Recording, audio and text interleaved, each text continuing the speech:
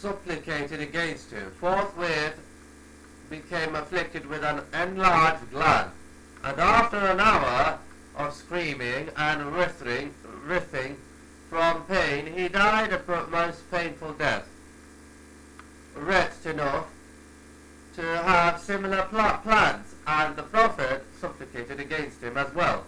Allah sent lightning down on Arbad, scorching both him and his mount, shortly before Al-Hajar executed Sa'id. The latter supplicated and said, O Allah, do not empower him over anybody after me. Became afflicted with an abscess in his hand, which then quickly spread throughout his body. He experienced so much pain that he began to moan and moo like a cow, until finally he died in a pitiable state.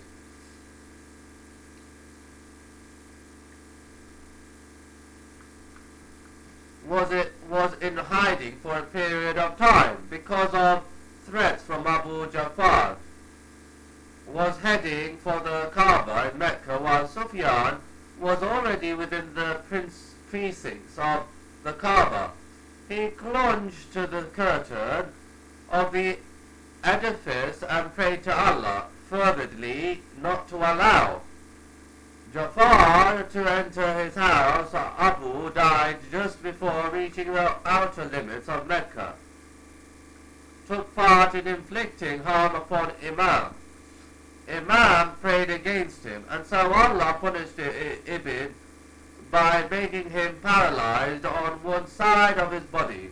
He was heard to have said afterwards, as for half of my body, if a fly were to land on any part of it, I would feel that the day of judgment had commenced. As for the other half, if it were to be cut off into pieces by a pair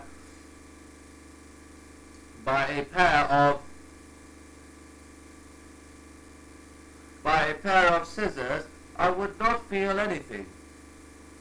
Who was greatly wronged and harmed for a period of time, also preyed upon another of his transgressors. Only a short period of time passed before someone tortured and killed Ibn by putting him into an oven and hammering nails into his head. During the reign of Jamal, tortured many Muslims in prison. He wickedly scoffed, where is your Lord, so that I can put him in steel? Far above Allah is from what the oppressors say. A truck smashed into Hamza's car, killing him, and appropriately the truck was transporting rods of steel. One rod of steel entered his body from the top of his head until it made its way down to his bowels. The rescue team was unable to extract him from the car except in pieces, and he and his host were arrogant in the land without right, and they thought that they would never return to us. And they said, who is mightier than us in strength? See they not that Allah who created them was mightier in strength than them? Similar is the case of Salah Nasr, who was a general of Abdul Nasir, and who was known for perpetrating evil and oppression throughout the land. He became sick with 10 painful and chronic diseases. He lived for many years in misery, and the doctors could find no cure for him. In the end, he died ignominiously as a prisoner in the very jails of those leaders whom he used to serve. And those who did transgress beyond bounds in the land in the disobedience of Allah, and made therein much mischief, so your Lord poured on them different kinds of severe torment. The Prophet said, verily Allah prolongs the life of the oppressor until when he takes him, there is no escape. And he also said, beware of the supplication of the oppressed one. For verily between it and Allah there is no veil or barrier, the supplication of the wronged. When a man wrongs me, I pay him back with an act of mercy. When some money was stolen from a righteous man who lived in Khusran, he began to weep. Who saw him in that state asked, "Why do you cry?" He answered, "I remembered that Allah shall gather me and the thief together on the day of judgment, and I cried, feeling pity for him."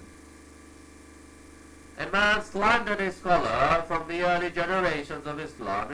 In return, the scholar gave him a gift of dates, and when latter asked about the gifts, he said, "Because he did good to me on the day of judgment." The man would have to give him some of his good deeds or take from him some of his bad ones. The importance of having a good friend. Every Muslim needs a helpful, loving brother to turn to share joys and hardships with, and to reciprocate affection. And appoint for me a helper from my family, Harun Aaron, my brother, increase my strength with him, and let him share my task of conveying Allah's message and prophethood, that we may glorify you much, and remember you much. They are but uliya, friends, protectors, helpers to one another. Verily Allah loves those who fight in his cause in rows, ranks as if they were a solid structure. And he was united there, believer. He has united there, believers' hearts. And the believers are nothing else than brothers in Islamic religion. The topic we are now discussing is pertinent to the subject matter of this book, because having a good and worthy companion brings joy to the heart. The Prophet, blessings, related that Allah said, "Where are the ones who love each other because of my exaltedness, who love each other for the sake of Allah? Today I will provide shade for them in my shade, a day wherein there is no shade except for my shade." In Islam, security is a must. For them only there is security, and they are the guided. He who has fed them against hunger and has made them safe from fear. Have we not established for them a secure sanctuary, Mecca? Whosoever enters it, he attains security. Then grant him protection. The Prophet, blessings and peace be upon him, said, "Whoever spends his night safely in his home with a healthy body and enough provision for his day, it is as if he has gained the world in its entirety."